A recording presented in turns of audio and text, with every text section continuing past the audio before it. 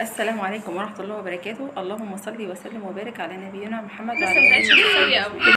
ازيكم حبايب قلبي، عاملين ايه؟ يا رب تكونوا بخير. النهارده بقى يوم جديد وفيديو جديد من قناتنا يوميات انا وعمتي. يا ريت يا جماعه اللي بيشوف قناتنا لاول مره ما ينساش باللايك والاشتراك عشان يوصلكم كل جديد. ازيكم يا حبايبنا، عاملين ايه؟ يا رب تكونوا بخير. النهارده بقى ان شاء الله هنعمل مع بعض احلى تورتايه بمكونات سهله وبسيطه باذن الله. ان شاء الله هتنال اعجابكم. احنا هنا بقى نقول المكونات مع بعضنا. هنعوز هنا 3 بيضات بدرجه حراره المطبخ، ورشه فانيليا. هنا مامسة بتفتح كيس الفانيليا بقالها ساعة يا جماعة، ملناش دعوة بالموال مش ده. راضي مش راضي يتفتح، مش عارفه ليه. مكسلة تجيب المقص، ما علينا. هنا بقى ممكن تحط فانيليا سايلة عادي برضو. وهنا بقى احسن يا جماعه بعد الحركه اللي اتعملت معايا ديت، احسن حاجه الفانيليا السايله. هنا بقى ربع كيلو دقيق سبونج وهنحط بقى ربع كوباية مية فترة عادي يا جماعة. يا ريت يا جماعه لو نص معلقه محسن جل يا جماعه اهو، بيخلي الكيكة كويسة وناجحة معانا. بيخليها هيشه معانا كده وبتبقى جميله. احنا نعمل كيكة نص بالكاكاو ونص بيضة، فعلشان كده عاملين ربع سبونج ابيض وربع التاني هيبقى سبونج بني. هيبقى بالكاكاو بإذن الله. بصوا بقى يا جماعة، احنا هنا بقى هنضرب المكونات كلها في اتجاه واحد قبل ما نشغل لازم عليها نعملها كده يا جماعه علشان الدقيق اما نحط المضرب فيه الدقيق ما يجيش علينا يعني ويبهدل الدنيا. ممكن تركبي الجهاز اللي بيخليش العجان يعمل علينا، بس احنا كسلنا يعني يا جماعه. المهم هنا بقى هنبدا نضرب كده الخليط بتاعنا كله في اتجاه واحد. اهم حاجه يا جماعه تنضرب في اتجاه واحد ان شاء الله تطلع ناجحه معاكم، بس امشوا على الخطوات مظبوط عشان تعلى معانا بس. وبرده يعني الدقيق والحاجات دي تجيبوها من مكان موثوق منه، يعني يكون دقيق جديد عندهم مش غايب عندهم او كده، عشان تبقى الكيكه ناجحه معانا.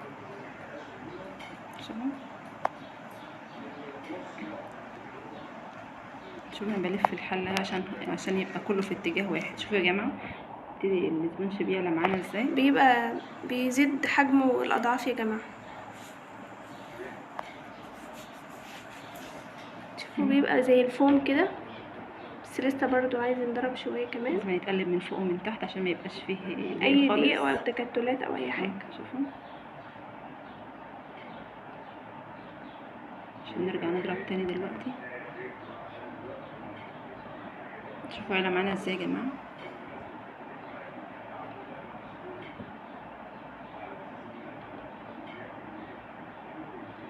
بيبقى زي الفوم كده، دي كده ناجح معانا، عامل زي قوام الكريمه بالظبط كده. ما تلاقوش بيقع منك يبقى اعرفي اللي هو كده مظبوط. ده يا جماعه هو ده القارب اللي هنحط فيه جبنا ورق يا جماعه. الورق ده اسمه ورق حواوشي الكلام ده، يعني اصل ما كانش متوفر عندي ورق زبده دلوقتي، فقلت اي عشان ما ورق عندك اعطلش يا نفسي جماعه. بقى وكده اهم حاجه يبقى ورق نضيف. الورق ده ورق حواوشي بيجي من عند اي حد من اللي هو ادوات المنظفات. هو خلص مننا يا جماعه وكملنا بورق عادي، ورق بتاع اي حاجه، اي ورقه بيضاء بتاع اهم حاجه. المدرسه ده، ورق فكملنا بيه عرايس عادي. اهم حاجه بس يبقى الورق ابيض معاكي. ما ده بس انا تخليش يعني مش بيلزق بعرفكم ولا بس اي حاجه، ان مش شرط ورق زبده يعني. مش هيلزق يا جماعه ولا اي حاجه، ما تقلقوش. تبداوا بقى تفردوا كده الخليط بتاعكم بالراحه عشان الورق بس في الاول وتظبطوه لما كده. نثبته بس.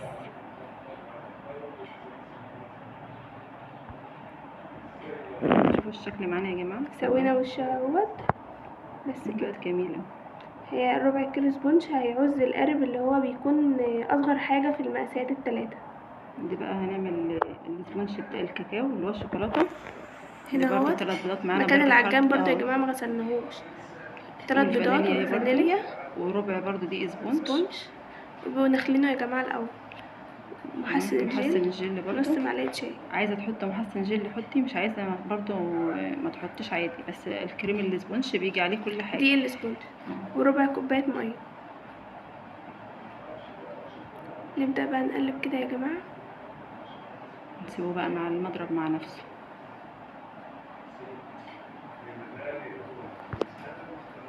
اهوت بقى يا جماعه. هو اهم حاجه يضرب، ولو مش عندك المضرب ده يعني الكاكاو يا جماعه لازم يتعمل بيه يعني عشان يقوم منك ما يتعبش ايدك. كاكاو ساده ويكون خام يا جماعه. معلقتين بس كده يا جماعه عشان اللون بس.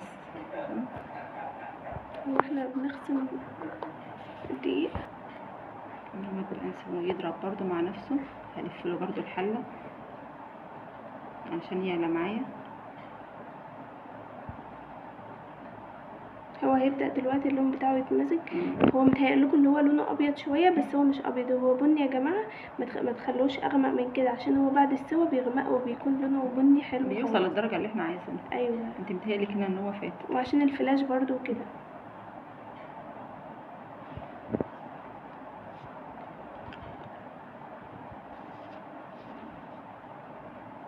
بس انت تعرفي السبونش اللي هو بالكاكاو ما بيعلاش زي الابيض.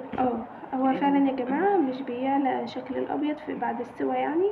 فما تقلقوش، بتعالجوه وانتوا بتعملوا التورتايه، ما لا تقلقوش خالص. بنقطعها عادي يعني. هتشوفوا دلوقتي الخطوات. اصل الكاكاو بيبقى تقيل.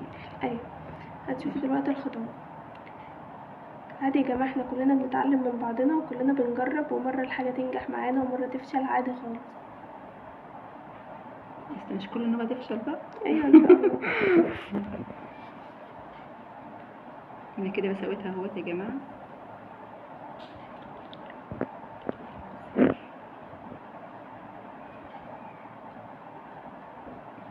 انا كده خلصت الكمية معايا اهو. نبقى مسخنين الفرن يا جماعة درجة حرارة 280. 180 280 يا ام هامس. هما بيسخنوا وبتدخلي ده على 180 يا ام كوكو. 180. ايوه يا جماعة، معلش اصل انا مهيسة النهاردة. ركزي يا ماما مسك. بيبقى الشبكة في يعني ماهيش على الارض خالص ولا فوق، في النص. طلع يا جماعة من الفرن، غطيناه، وده تاني يوم وسيبناه ليلة كاملة. طلع من الفرن غطيناه على طول. تاني يوم بقى هنا بقى نبدأ نعمل الكريمة. كوبايتين كريمة. خلوا المعيار كله نفس نوع الكوباية يا جماعة عشان متلخبطوش. هنا كده بقى يا جماعة كوبايتين كريم شانتيه، هنحط عليهم 4 كوبايات سوائل. هنحط منهم كوبايتين لبن متلجين وكوبايتين مية متلجين وكوباية سكر بودرة. محدش يا جماعة يحط السكر مخرص. ايوه. نبدأ كده نمزج الخليط. ورشة فانيليا يا جماعة، عشان الفانيليا دي اللي هتغير برضو الطعم بتاعها. وانت برضو يعني في ساعات بتبقى كريمه تخنه كده وما تبقاش مظبوطه، فانت على حسب معيارك ممكن ما تحطيش السوائل كلها في الاول وتستني عما تشوفي القوام براحتك خالص. بص ديت لو الكريمه المتحده يبقى المقادير ديت 100، لو مش المتحده قللي الميه شويه. ابدأي مثلا حطي للكوبايه كوبايه ونص ميه، او كوبايه لبن ونص ميه، يعني ما تكتريش. ايوه. نبدا بقى كده نسيبها تضرب كده مع نفسها لحد ما توصل للقوام اللي احنا عايزينه.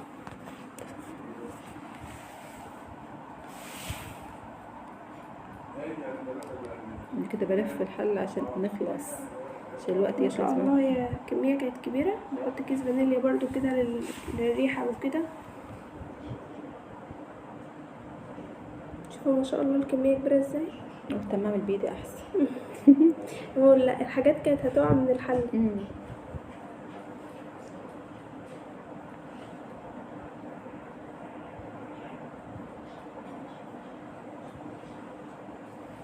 شوفوا يا جماعه كده يا جماعه ده القوام المظبوط. ما شاء الله حلوه ازاي. عايزه اقول لكم يا جماعه انا اكلت كميه كريمه اليوم ده خلصتها نسيتها كلها وفاقت خالص. شوفوا اهم حاجه الكريمه يا جماعه تحطوها في المعلقه، ودي بالمعلقه ما تقعش منها، ده كده القوام المناسب.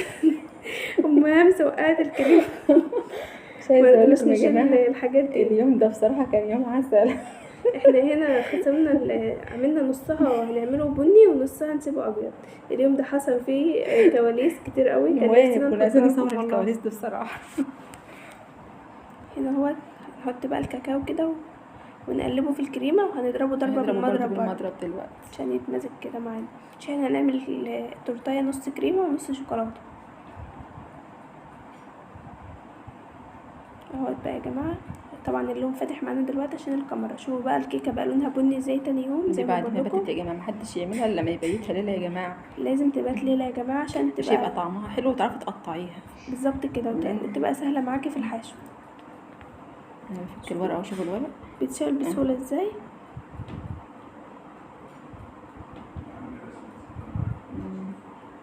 شوفوا يا جماعه عايشه وجميله ازاي. طبعا البن زي ما احنا قلنا لكم ما بتكونش مرتفعه بنفس كميه البيضه عشان الكاكاو بيبقى خليها تقيله شويه. فاحنا ساعه الحشو هنظبطها مع بعضنا برضو. هنخليها بسوا التانية. هنعليها ان شاء الله. احشيها على قد ما تقدر. شوفوا فرق برضو كبير بينهم. هنا بقى هتجيبي سكينة او منشار التقطيع، لازم تكون مشرشرة كده، دي سكينة تقطيع الكيكات. هنقطع بقى كده. ونظبط كده، نحط ايدينا كده فوق عشان نظبطها. انت بقى على حسب ما تشوفي هتقطعها كام طبقة عشان تحشي ما بينها الكريم. شوفوا ما شاء الله هشة وجميلة ازاي. انا قطعتها 3 قطع ديت برضو، ان شاء الله هنحاول نقطعها 3 قطع.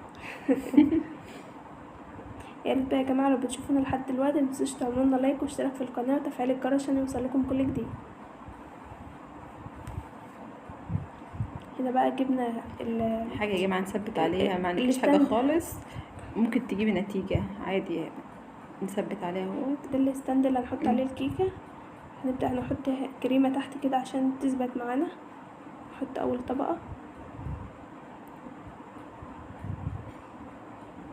يكون عندنا شربات يا جماعه عاملينه، وده سيرب كده عشان نسقي بيه التورتيه عشان تبقى طعمها كويس، تبقى هشه معانا وحلو. نبتدي بقى اهوت نفرد الكريمه بتاعتنا.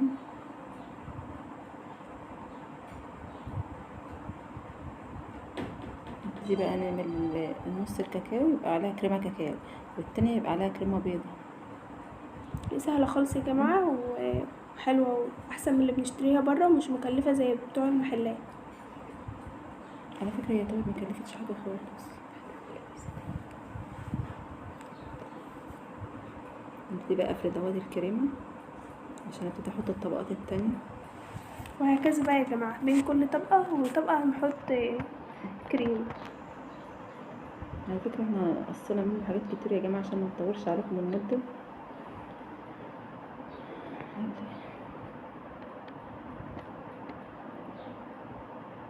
نعيد الخطوه تاني. دي كيس لبن يا جماعه بنبقى حشوينه كريمه. احنا بقى ايه رايكم انا ومهمس بنعمل في نفس الوقت عشان نخلص، عشان ضي ومسك عاملين عمايلهم يا جماعه.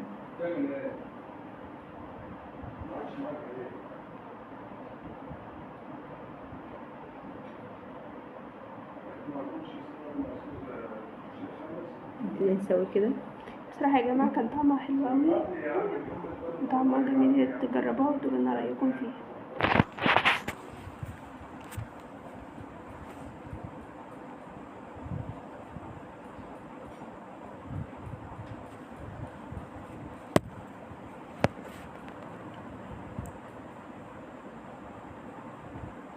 نحط بقى دي اخر طبقه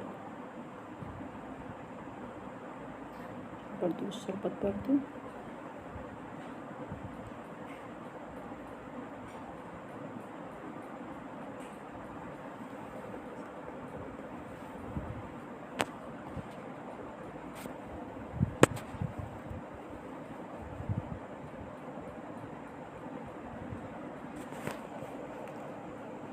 حجمها هيتضاعف معانا ازاي يا جماعه. لازم تخدموها كريمه كتير كده. ربنا يسامحها ام مسكه يا جماعه، خلاص دي الكريمه البيضاء خاطر عندنا كريمه كاكاو كتير. بصوا بقى يا جماعه احنا هنا حطيناها في الفريزر عشان تتمسك كده معانا شويه، وعشان الجو كان حر وكده. وهنا عاملين بقى صوص شوكولاته. ان شاء الله هنعمل لكم فيديو عن كل الصوصات اللي احنا عملناها للتورته عشان بس ما نطولش عليكم في الفيديو ده. صوص بقى التوفي الكراميل والشوكولاته. هنا يا جماعه انا وقعت المناديل ده من ضمن الكوارث اللي حصلت. نبدا بقى ننزل كده من على الاطراف بتاع الكيكه بتاع التورته على بصوص شوكولاته. عايزه اقول لكم ان زي ما ممكن يعني قالت ان شاء الله هننزل لكم حلقه الصوصات. هنا بقى الكريمه البني هنبدا بقى نعمل فرم كده على الاطراف. هننزل بجوزفيه يا جماعه. شوفوا بصي انت تزويق التورته زي ما انت عايزه، يعني انت وذوقك بقى. ما تقفش على حاجه، احنا حبينا نعملها حاجه كده. احنا عاملين حاجه بسيطه يعني عشان يعني لو اي واحده برضو لسه مبتدئه وعايزه تعمل برضو ما تبقاش صعب عليها ولا حاجه. بصراحه يا جماعه كان طعمها حلو وكان شكلها جميل والجماعه كلهم شكروا فيها يعني. هنعيدها تاني يا ماما مسك ان شاء الله. انا عارفه ان انت قلقانه وعايزاها تتعاد تاني.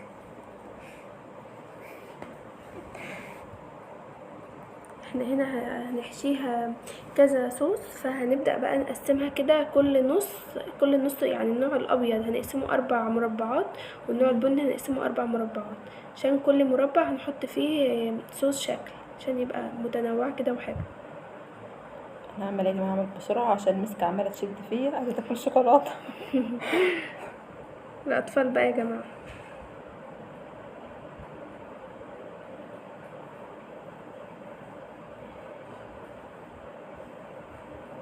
الكريمه بتكون قوامها مناسب.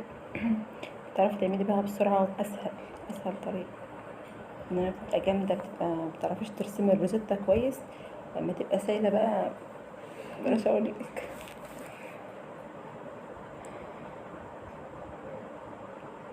هنا بقى ده يا جماعة صوص التوفي يا جماعة، هو كان جامد مننا شوية معلش. فكان صعب معانا شوية واحنا دي يا بنقطعه، جماعه بس مربى الحليب يا مربة جماعه. الحليب بصراحه طعمه هي كانت جميله وطعمها كان جميل طعمها جدا. جميل قوي. هنعملها لكم بإذن الله في حلقة تانية. بس الشوكولاته يا ده جماعه. الشوكولاتة برضو هنقول لكم عملناه ازاي. ده جناش شوكولاتة. هنبدأ كده نملى بيه المربع ده، بصراحة كان طعمه حلو قوي، انا اكلت منه كتير يا جماعة.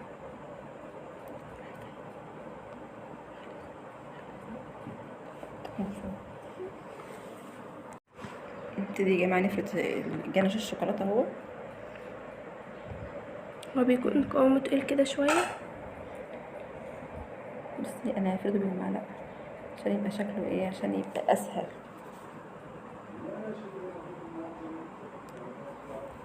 هنحط عليه برضو جناش الشوكولاته.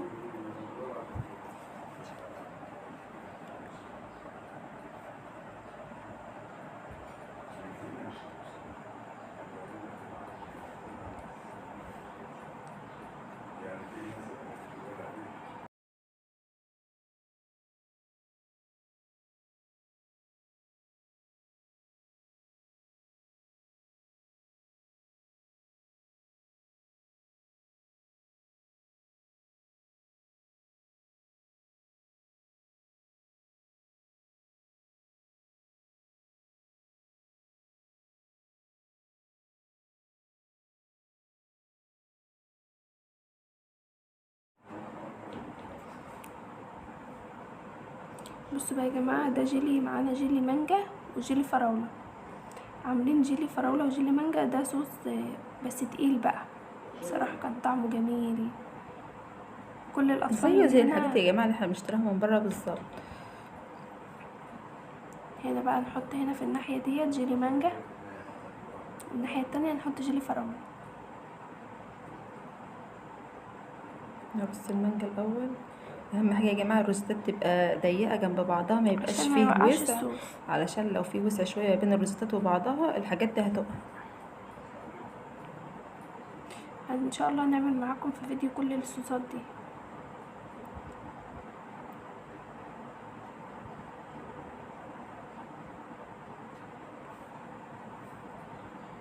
ده جيل الفراولة كان اجمد شوية، كان سمكه اكتر شوية من الجيل المانجا. شوفوا يا جماعة زي المربى.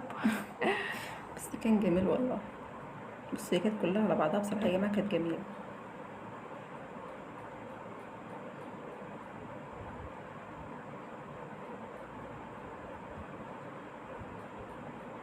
شكلها بقى حلو يا جماعة، وتناسق الالوان مع بعضها ادى شكل جميل قوي. لان الحاجه كل ما تكلكعيش فيها تبقى شكلها حلو، تبقى شكلها مناسب وجميل. شوفوا.